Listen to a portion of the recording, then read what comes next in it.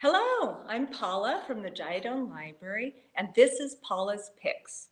Today, my picture book picks are about the Earth, life on the Earth, even the life of a stone, um, and a strange sea in the Atlantic Ocean. The first book I'd like to start with is called When the Wind Stops by Charlotte Zolotov, illustrated by Stefano Vittel, and I am reading this book with permission from HarperCollins Publishing. When the Wind Stops. The great bright yellow sun had shone all day, and now the day was coming to an end. The light in the sky changed from blue to pink to a strange dusky purple. The sun sank lower into the long, glowing clouds. The little boy was sorry to see the day end. He and his friend had played in the garden. When they were tired of playing, they lay down in the grass and felt the sun on them, warm and soft, like a sleepy cat resting. There had been icy lemonade in the afternoon, which they drank under the pear tree. And the little boy's father read him a story on the porch before he went to bed. Now his mother came to say good night. "Why does the day have to end?" he asked her. "So night can begin," she said. "Look." She pointed out the window where high in the darkening sky, behind the branches of the pear tree, the little boy could see the pale sliver of a moon. "That's the night beginning," his mother said, resting her hand on his shoulder. "The night with the moon and the stars and the darkness for you to dream in." "But where does the sun go when the day ends?" the little boy asked. "The day doesn't end," his mother said. "It begins somewhere else. The sun will be shining there when night begins here. Nothing ends." "Nothing?" the little boy asked. "Nothing," his mother said. "It begins in another place or in a different way." The little boy lay in bed and his mother sat beside him. "Where does the wind go when it stops?" he asked. "It blows away to make the trees dance somewhere else." "Where does the dandelion fluff go when it blows away?" "It carries the seed of new dandelions to someone's lawn." "Where does the mountain go after the top?" "Down to where it becomes the valley." "Where do waves go when they break on the sand?" "Sucked back to the sea, to new waves." "Where does the rain go when the storm is over?" "Into the clouds to make other storms." "And where do clouds go when they move across the sky?" "To make shadows somewhere else." "And the leaves in the forest when they turn color and fall?" "Into the ground to become part of new trees with new leaves." "But when the leaves fall, that is the end of something," the little boy said. "It is the end of autumn." "Yes," his mother said, "the end of autumn is when winter begins." "And the end of winter?" the little boy asked. "The end of winter, when the snow melts and the birds come back, is the beginning of spring," his mother said. The little boy smiled. "It really does go on and on," he said. "Nothing ends." He looked at the sky. The sun was gone completely. The lovely pink clouds had disappeared. The sky was dark and purple black. High above the branches of the pear tree shone, clearly now, a thin new moon. "Today is over," his mother said. "It's time for sleep. And tomorrow morning when you wake, the moon will be beginning a night far away, and the sun will be here to begin a new day." When the Wind Stops. So the next book I'd like to read you is about the life of a stone. It's called A Stone Sat Still. It's written by Brendan Wenzel, and I read this with the permission of Chronicle Books. A Stone Sat Still.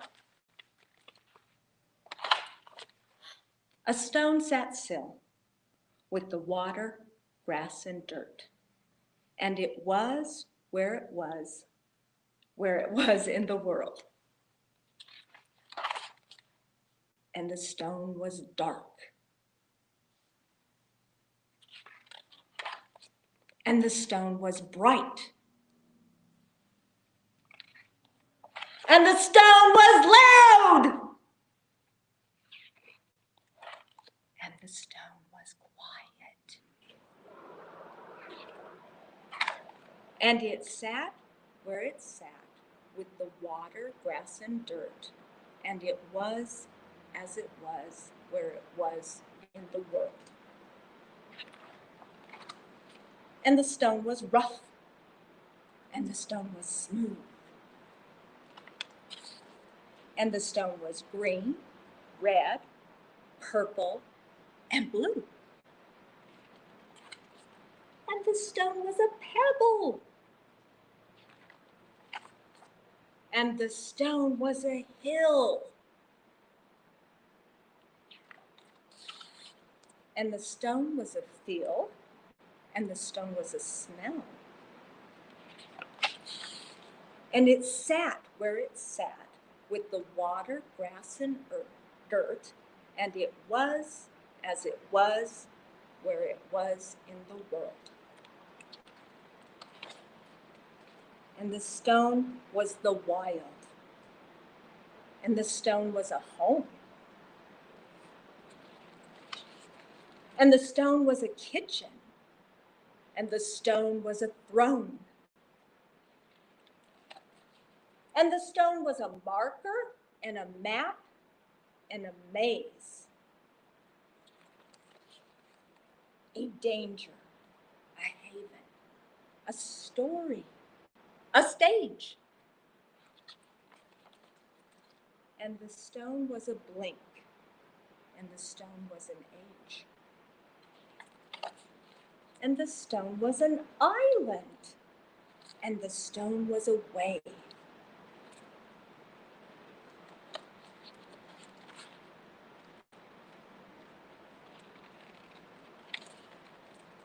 And the stone was a memory. And the stone was always. Have you ever known such a place? Where with water, grass, and dirt, a stone sits still in the world. Bet you didn't know that a stone had life. So the next one I have is a different type of book because it's factual. It's about a very strange sea within a sea. It's called the Sargassum Sea. Portuguese explorers named this sea the Sea of Grapes when they saw the fields of seaweed full of golden global shapes. The seaweed on the surface, though not attached below, has continued on for centuries to flourish and to grow. A Sea Within a Sea, The Secrets of the Sargassum by Ruth Heller. The mysterious Sargasso is a sea to dread and fear, a sea where ships become becalmed and then they disappear. There is no land around it. It's a sea within a sea. In the northern cold Atlantic, it's as warm as tepid tea. It's a whirlpool in slow motion. It's a sea within an ocean where rafts of tangled seaweed abundantly appear. It's enclosed by swirling currents, but it's calm and crystal clear. Fearsome are the legends of monsters huge and bold. monsters that are hideous and gruesome to behold,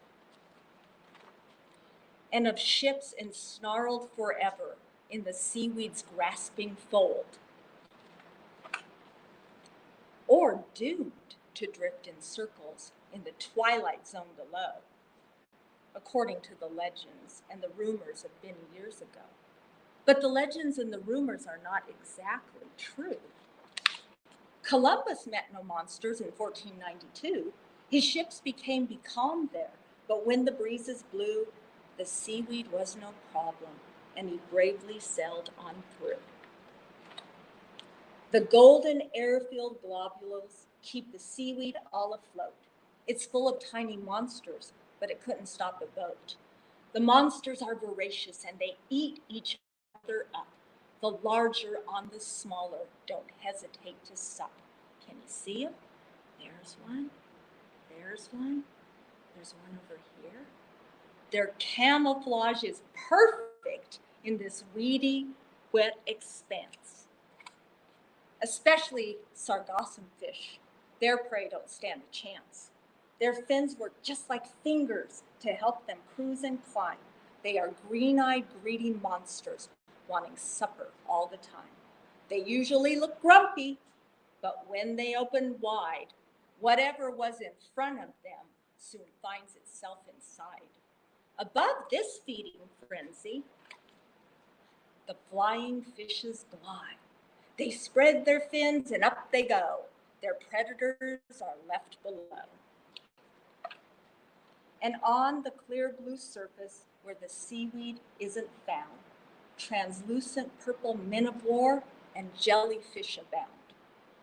Turtles from the zone below find them quite delicious. No ghostly ships are seen down here, just turtles, whales, and fishes. Deeper down than this, in an icy black abyss, are miniatures of monsters that provide the only light. They have fierce, fantastic faces. They gulp everything in sight. This inky place appeals to lots of slinky ills. They migrate by the millions to the bottom of the sea from both sides of the Atlantic for a sunless spawning spree. For miles they swim to say goodbye, to shed their eggs and then to die. So babies by the billions hatch and seem to know instinctively exactly what to do and where to go. They drift to where the rivers meet an angry, salty sea. It takes 1 year for those going west. To Europe, it takes 3. European fishermen catch tons of gleaming eels, whose fate it is to then become delicious gourmet meals.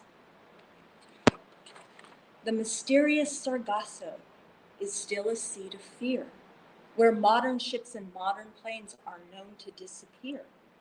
Within this geometric shape, they disappear without a trace. So that is a very different book, huh? Very much true, too. And the last book I would like to read for you is called Life by Cynthia Ryland and illustrated by Brendan Wenzel. He's the one that illustrated and wrote the book about the stone. So you'll notice the similar pictures. And I'm reading this one with permission from Simon & Schuster Publishers. Life. Life begins small. Even for elephants, then it grows.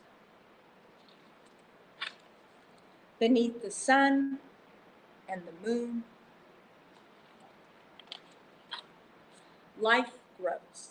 Ask any animal on earth, what do you love about life? The hawk will say sky. The camel will say sand. The snake will say grass.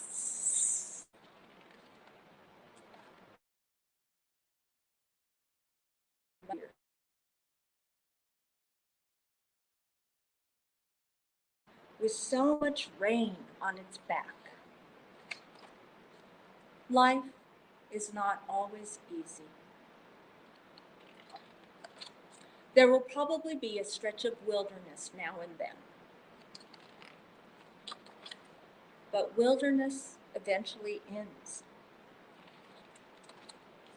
And there is always a new road to take. Remember this, in every corner of the world, there is something to love and something to protect. And if one day it seems nothing beautiful will ever come your way again, trust the rabbit in the field and the deer who crosses your path. Trust the wolf and the wild geese who find their way back home. All these know something about life, that everything is changing. And it is worth waking up in the morning to see what might happen. Because life begins small and grows. Well, thank you for listening to my stories. And now I have a little craft for you. It's very simple, and I'm sure you have all of these in your home. You need coffee filters and markers, washable markers, and then a spray bottle filled with water. And then the first thing you want to do is and one more thing. I forgot the most important thing. Like newspaper or a plastic tablecloth, something to put this on so you don't make a mess on your mom's table. And so first of all, you take the coffee filter and you want to spread it out so that it's flat. And then you take your markers and you want to make an earth or other planets. I made an earth, so I've got one ready. I did the green for the continents and the blue, but I think I made the continents a little bit too big because there should be more water. But of course, since it's coffee filters, you can always do it again. And then I'm going to put the coffee filter on my newspaper that I have here, then spray it with the water. Oh, I don't think I have it open. Whoops. now I have it open. Spray, spray, spray. Oh, don't want to spray it enormously because it'll take all the color off if you put too much water. Then let it bleed. And I'll show you as it's doing it. All wet, but it's bleeding now. Also, this is why you want to have newspaper or something because it bleeds all over. And I have a couple that I made previously after they're all dry. There's one. There's my other one. Tried to make clouds. Didn't work too well. And then I did a couple of other planets. So if you want to do other planets, look at this one. Ooh. Then I did this one with yellow and purple. The yellow doesn't seem to bleed as much, but there you go. Coffee filters, markers, and water, and you can have yourself a planet. So everybody, we are now doing summer reading program, so you can sign up for the summer reading, earn books, get kits, and craft kits and snacks. So thank you so much for joining me.